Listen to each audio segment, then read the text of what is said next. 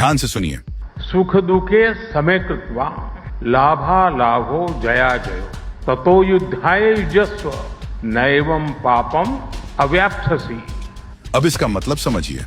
सुख दुख लाभ हानि और जय पराजय को समान भाव से देखकर कर्तव्य पालन के लिए युद्ध करो। ऐसा करने से तुम पाप के भागी नहीं बनोगे। बस पीएम मोदी के इसी देश प्रेम से पाकिस्तान की टांगें थर थर कांप रही हैं। एक जो इंडियन आर्मी के बहुत ही ताल अंगेज बयानात हैं, फिर आप उसको नजरअंदाज करना चाहेंगे? नहीं, मैं नजरअंदाज तो कतई तौर पे नहीं करूंगा। मैं तो एक आपको एनालिसिस दिया है, हम नजरअंदाज नहीं कर रहे। हमारे जो मोदी का साफ संदेश है, अब सिर्फ और सिर्फ कर्तव्य पालन होगा। सुख दुख लाभ हानि और जय पराजय को समान भाव से देखा जाएगा।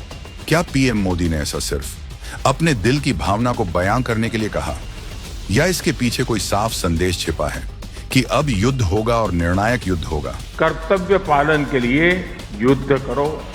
ऑपरेशन सिंदूर ने एक बात तो साफ कर दी थी कि अगर इसका पार्ट 2 हुआ तो फिर पार्ट 3 की जरूरत नहीं पड़ेगी। और लाल किले पर हुए धमाके में पाकिस्तान का हाथ है, ये बात खुद पाकिस्तान ने भी मान ली है।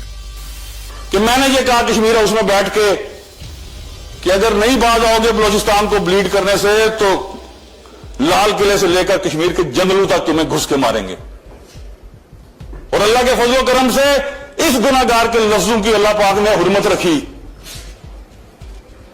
चंद दिनों बाद हमारी मुसल्लह अफवाज ने, हमारे शाहीनों ने अंदर घुस के मारा, और ऐसा मारा आज तक हत्यारों की गिनती पूरी नहीं हुई।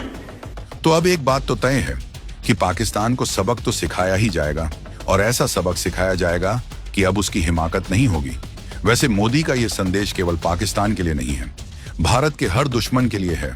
चाहे टैरिफ से हमें डरा रहा अमेरिका हो, जिसे रूस के संग दोस्ती निभाकर मारा जाएगा, चाहे भारत में छिपे आतंकी हों, जिन्हें हरकत में आने से पहले खत्म कर दिया जाएगा, चाहे हमारी ही जड़ों से पैदा हुआ नक्सलवाद हो, जिसे पूरी तरह से समाप्त कर दिया जाएगा, चाहे भारत विरोधी एजेंडा फैलाने वाले हमारे ही अपने हों, जिन्हें उन्हीं की चाल में फंसाकर पटका जाएगा, चाहे अपनी सियासत के लिए भारत के विकास को रोकने वाली ताकतें हों, उन्हें जनता के साथ से नेस्तनाबूद किया जाएगा। मतलब अब मकसद एक ही होगा, राष्ट्र सर्वप्रथम, काम एक ही किया जाएगा, देशवासियों की हर मुश्किल का खात्मा, और भक्ति होगी तो सिर्फ और सिर्फ भारत माता की।